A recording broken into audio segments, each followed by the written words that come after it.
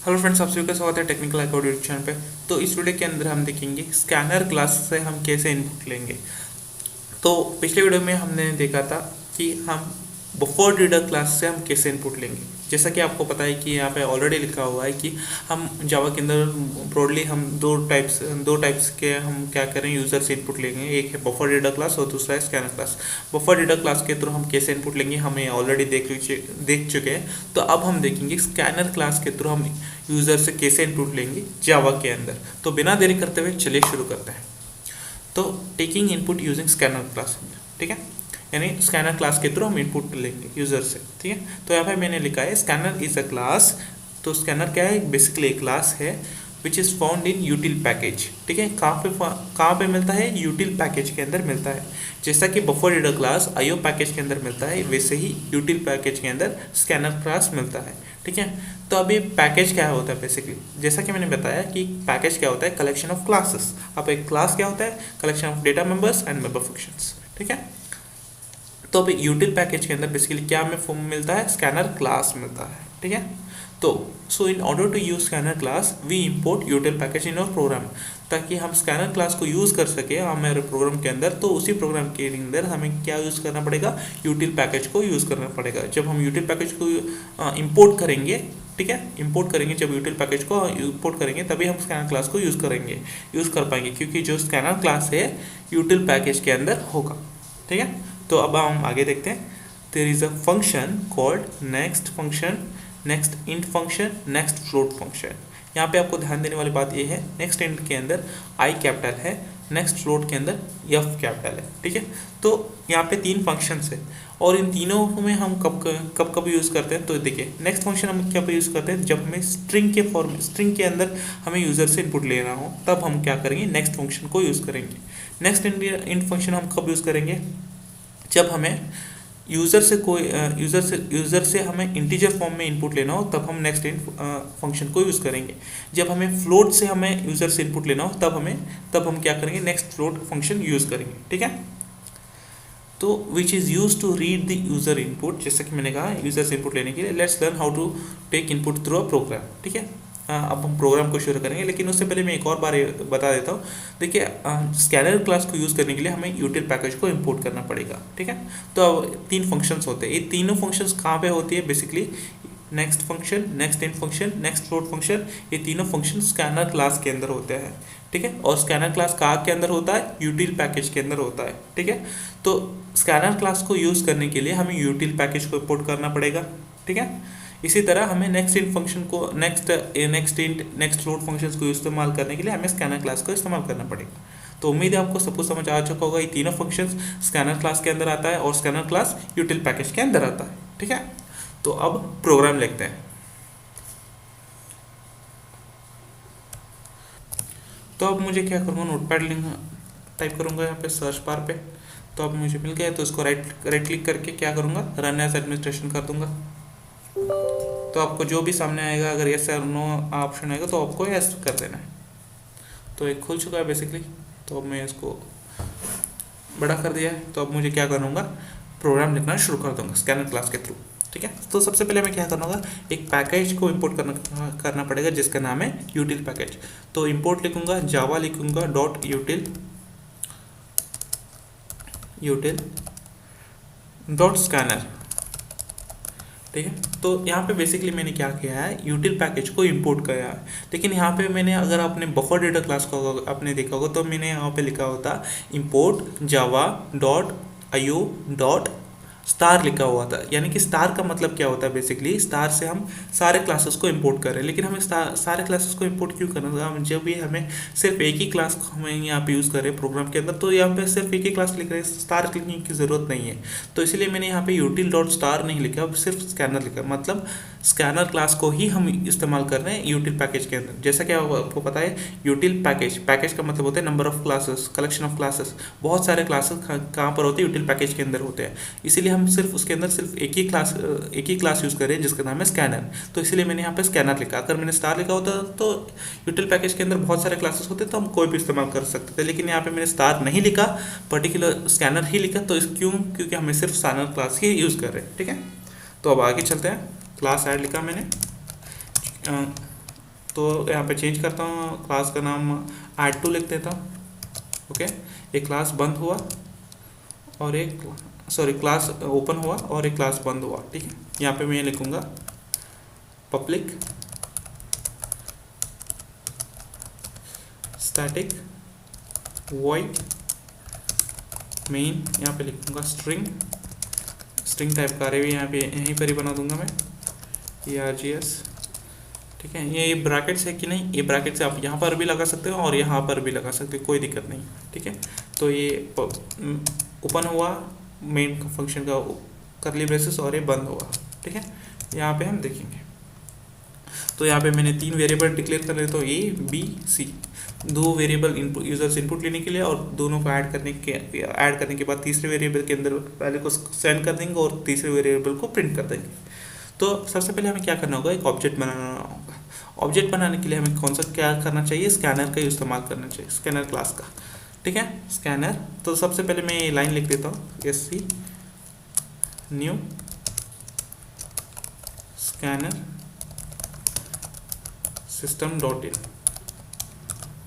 तो यहाँ पे बेसिकली ऑब्जेक्ट क्रिएट करना बहुत ज़्यादा काफ़ी आसान है compare to buffer data class, क्योंकि वहाँ पे काफ़ी बड़ा लाइन लिखना पड़ता था। ठीक है, लेकिन यहाँ पे आपको ध्यान देने वाली बात यह है कि स्कैनर के लिए S कैपिटल लिखना है, यहाँ पर भी S कैपिटल है। ठीक है, स्ट्रिंग के लिए S कैपिटल यहाँ पर है। ठीक है, तो अब जो कि स्कैनर एक क्लास है और SC क्या है, एक ऑब्जेक्ट है। ठीक है, SC मैंने सिंपल रखने के लिए यहाँ पे लिखा हुआ है। SC एक ऑब्जेक्ट है जो कि नया है और स्कैनर क्लास का है। ठीक है, और ये यहाँ पे system.in आपको लिखना ज़रूरी है। ठीक है, तो अब आगे देखते हैं। मुझे उम्मीद है फ्रेंड्स आपको ये समझ आ चुका है कि हम ऑब्जेक्ट कैसे क्रिएट करते हैं। स्कैनर जो कि एक क्लास है, एक ऐसे एक ऑब्जेक्ट है जो कि नया है और स्कैनर क्लास के अंदर है, जो कि हम कहाँ पे जाके स्टोर होगा, system.in के अंदर स्टोर होगा। ठीक है, ये सिर्फ समझाने के लिए मैंने आपको बताया है। ठीक है, आपको किसी को बताने के लिए नहीं, तो अब आपको याद रखने के लिए मैंने बताया। तो अब आगे देखते हैं। यहाँ पे मैं एक स्टेटमेंट प्रिंट कर दूंगा, system.println। यहाँ पे सिंपल सा एक स्टेटमेंट, एंटर फर्स्ट नंबर। ठीक है, तो अब मुझे इसको रीड भी करना है। तो जैसा कि मैंने बताया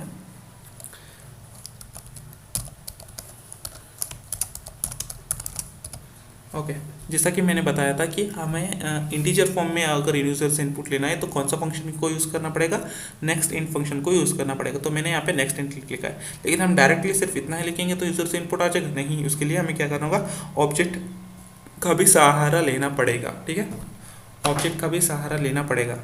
तो ऑब्जेक्ट और नेक्स्ट इन फंक्शन के थ्रू हम क्या करें, यूजर से इनपुट ले रहे हैं। किस टाइप का इनपुट ले रहे हैं, इंटीजर फॉर्म का, इसीलिए यहाँ पे नेक्स्ट इंट आया है। तो यहाँ पे नेक्स्ट इंट के लिए I कैपिटल है। ठीक है, और जो कुछ भी इनपुट लिया वो कहाँ पे जाके स्टोर होगा, A के अंदर जाके स्टोर होगा। ठीक है, तो ऑब्जेक्ट और नेक्स्ट इन फंक्शन मेथड के थ्रू हम यूजर से इनपुट ले रहे हैं और कहाँ पे जाके स्टोर होगा, A के अंदर जाके स्टोर होगा। अब नेक्स्ट लिखते हैं, system.out.println जो कि यूजर से सेकंड इनपुट के लिए एंटर सेकंड नंबर।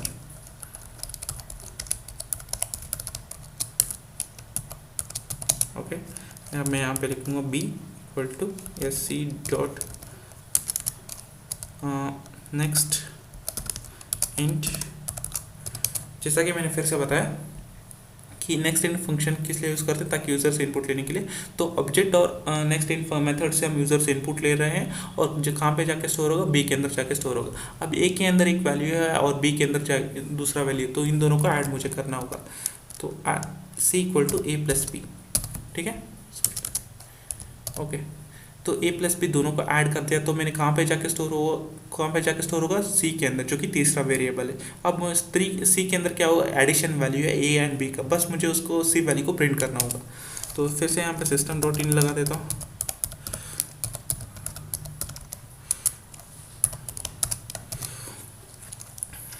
तो यहाँ पे मैं सिंपल सा एक स्टेटमेंट लिख देता हूँ,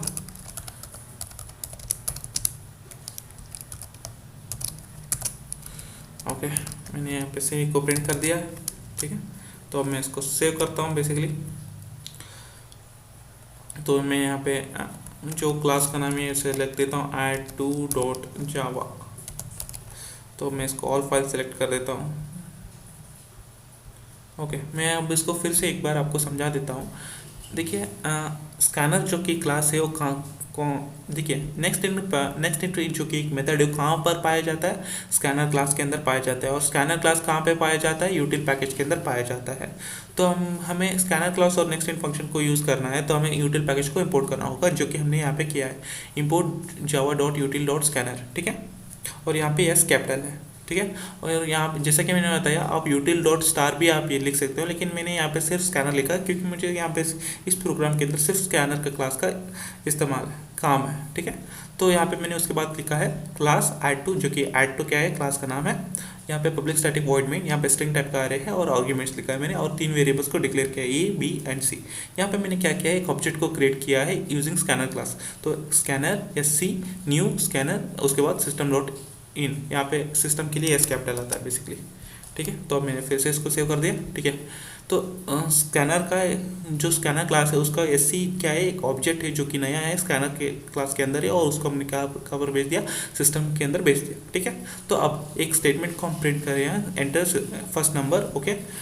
एक सिंपल सा स्टेटमेंट है, और एक फंक्शन है जिसके थ्रू हम क्या करें, यूज़र से इनपुट ले रहे हैं। किस तरह का इनपुट, इंटीजर का इनपुट, जिसका नाम है नेक्स्ट इंट। यहाँ पे आई कैपिटल है, और सिर्फ इसी फंक्शन से हम इनपुट नहीं ले सकते, इसके साथ ऑब्जेक्ट को भी साथ लेना होगा। तो ऑब्जेक्ट और नेक्स्ट इंट फंक्शन के थ्रू हम यूज़र से इनपुट ले रहे हैं, और कहाँ पे जाके स्टोर होगा, ए के अंदर जाके स्टोर होगा, ठीक है। तो उसके बाद हमने नेक्स्ट स्टेटमेंट दिया, एंटर सेकंड नंबर। तो इसी तरह हमने दूसरा इनपुट भी ले लिया, ऑब्जेक्ट और नेक्स्ट इंट मेथड के थ्रू हमने दूसरा वैल्यू को भी यूज़र से इनपुट ले लिया। अब ए के अंदर एक पहला इनपुट है और बी के अंदर दूसरा इनपुट है, हम दोनों को ऐड किया और सी वेरिएबल के अंदर स्टोर कर दिया, और सी को हमने यहाँ पे क्या किया, प्रिंट करते हैं। उसके साथ हमने क्या किया, एक सिंपल सा स्टेटमेंट दे दिया, addition of C equal to, ठीक है। तो अब मैंने इसको सेव करता हूँ, मैं इसको रन करके दिखाता हूँ। जैसा कि मैंने बताया फ्रेंड्स आपको, मैं इसको सबसे पहले कमांड, ओके, मैं यहाँ पे राइट क्लिक करूँगा और रन एज एडमिनिस्ट्रेशन करूँगा, और इसको एस कर दूंगा। हाँ फ्रेंड्स, जैसा कि मैंने बताया था कि आपको मैंने इस प्रोग्राम के लिए जो जावा का जो पाथ है उसे मैंने सेट कर दिया, इसलिए मैंने प्रोग्राम को कहीं पे भी सेव कर सकते हैं। अगर आपने पाथ सेट नहीं किया तो आपको बिन के अंदर ही जाके सेव करना पड़ेगा, लेकिन मैंने पाथ सेट करने का ऑलरेडी वीडियो बनाया है, तो आप उसे चेक कर सकते हैं, ताकि आप इसे कहीं पे भी आप सेव कर सकते हैं। लेकिन मुझे याद है मैंने इस प्रोग्राम कहाँ पे सेव किया, डायरेक्ट ए डायरेक्टरी के अंदर सेव किया, सी डायरेक्टरी के अंदर नहीं बल्कि ए डायरेक्टरी के अंदर, ठीक है। ए डायरेक्टरी के अंदर डायरेक्टली मैंने सेव किया, फोल्डर के अंदर मैंने सेव नहीं किया, सिंपल सा यही है, ठीक है। तो अब मुझे क्या करना होगा, सबसे पहले कंपाइल करना होगा, ठीक। फाइल का नाम क्या है, ऐड टू, सबसे पहले जावा सी ऐड टू .java, ठीक है। तो ये सक्सेसफुली कंपाइल हो गया, कोई भी एरर नहीं है। तो अब मुझको बस रन करना होगा, जावा ऐड टू। तो यहाँ पे पूछ रहा है एंटर फर्स्ट नंबर, जी हाँ 10 लिख देता हूँ, एंटर सेकंड नंबर, जी हाँ 20 लिख देता हूँ। तो हमें आउटपुट मिल रहा है जावा, तो ठीक है। तो अब मैं इसको फिर से रन करता हूँ, तो एंटर फर्स्ट नंबर पूछ रहा है, तो यहाँ पे 5 देता हूँ, एंटर सेकंड नंबर पूछ रहा है, तो फिर से 5 देता हूँ। तो आउटपुट हमें क्या मिला, सी इक्वल टू 10। तो फर्स्ट आउटपुट हमें क्या मिला, 10 + 20 इक्वल टू 30। तो सेकंड आउटपुट क्या मिला, 5 + 5 इक्वल टू 10। तो हमारा जो प्रोग्राम है वो सक्सेसफुली रन कर रहा है, तो हमने जो कोड लिखा वो सक्सेसफुली सही है, ठीक है। तो इस वीडियो में इतना ही था फ्रेंड्स। तो आपको दोनों वीडियो में आपको पता चला कि एक के अंदर बफर रीडर से हम कैसे यूजर्स इनपुट ले सकते हैं, और दूसरे वीडियो के थ्रू यानी इस वीडियो के थ्रू स्कैनर क्लास के थ्रू हम यूजर से कैसे इनपुट लेंगे, ये आपको पता चल गया है। तो मुझे उम्मीद है फ्रेंड्स आपको वीडियो में सब कुछ समझ आ चुका होगा। तो अगर कुछ भी डाउट हो तो कमेंट सेक्शन आप के लिए खुला है, तो कमेंट कर दीजिएगा। इस वीडियो को लाइक ज़रूर करें, चैनल को सब्सक्राइब करें और बेल आइकन भी ज़रूर दबाएं। मिलते हैं अगले वीडियो में, till then take care, bye bye.